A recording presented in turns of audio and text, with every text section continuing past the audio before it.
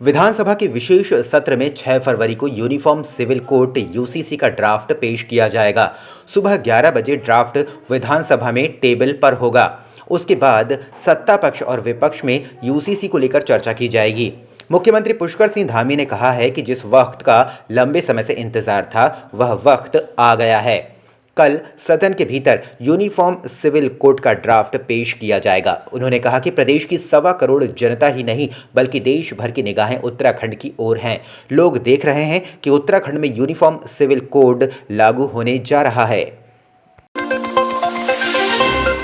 गंगा उसकी सहायक नदियों को अब देवभूमि के पहाड़ों से लेकर मैदान तक स्वच्छ करने क्या कदम उठाए जा रहे हैं। जी हां, आपको बता दें कि नमामि नर्मदा संघ द्वारा यह कदम उठाया गया है, जिसके लिए उन्हें आज हरिद्वार में प्रेस वार्ता कर बताया कि उनके साथ ही सहयोग में नमामि गंगे नमामि यमुना का सहयोग लिया जा रहा है। आज गंगा के किनारे कहीं घाटों की सफाई भी उनके द्वारा की जाएगी।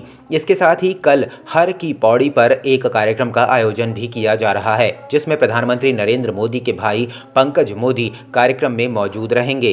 माता को, माँ गंगा को चुनरी उड़ाई जाएगी। अच्छा कार्य कर रही है तो हम लोगों की ये कार्यक्रम है। इसमें जो है देश के अलग अलग क्षेत्रों से, अलग अलग स्टेटों से बहुत सारे लोग आए हुए हैं, जो कि गंगा की स्वच्छता और सफाई के लिए जो अभियान चल रहा है उसमें पूर्ण सहयोग प्रदान करेंगे। जिला अधिकारी देहरादून की अध्यक्षता में गठित नमामि गंगे जो योजना के कार्यों की समीक्षा के लिए समिति गठित है, मैं उसका नामित सदस्य हूं और उस पर हम लगातार कार्य कर रहे हैं। 2017 से उस पर काम चल रहा है।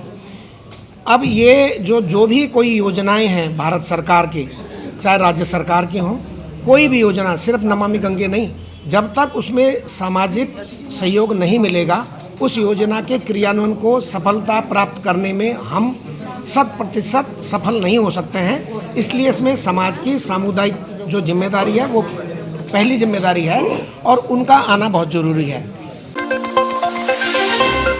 भाजपा ने लोकसभा चुनाव से विपक्ष मुक्त चुनाव अभियान में लगा हुआ है। भाजपा ने इसी क्रम में आज कांग्रेस को बड़ा झटका देते हुए कांग्रेस के वरिष्ठ नेता पीके अग्रवाल और उनकी पत्नी लक्ष्मी अग्रवाल सहित कई सहसपुर क्षेत्र के नेताओं ने आज भाजपा का दामन थाम लिया। भाजपा में शामिल होने के बाद लक्ष्मी अग्रवाल ने कहा है कि उनकी घर वापसी हुई है। देखिए, आज मेरी भाजपा में वापसी हुई है और निश्चित रूप से ये समय, क्योंकि जिस तरह से प्रदेश का और देश का जो माहौल है प्रभु श्री राममय है और कोई भी उनसे अछूता नहीं है, तो हर एक की भावना होती है। तो मुझे ये सही समय लगा कि इस समय जो भाजपा का वो है तो मुझे ज्वाइन करना चाहिए, तो हमने डिसीजन लिया।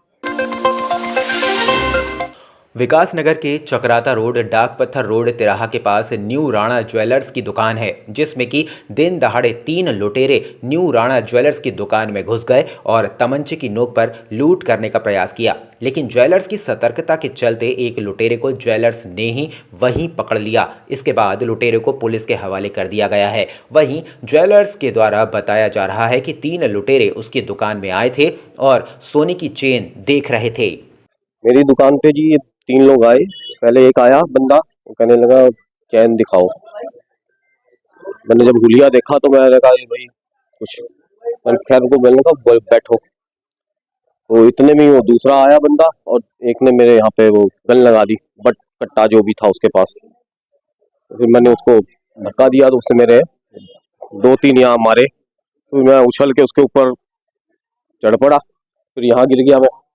उसने फिर यहाँ पे गिरने के बाद फिर मेरे को हिट किया। मैंने उसको उठ के पकड़ के गले से फिर उसको घसीटता मैं बाहर ले गया। बाहर जाके मैंने शोर मचाया। 3 लोग थे। पहाड़ों में पिछले 48 घंटे से मौसम का मिजाज बदला हुआ है।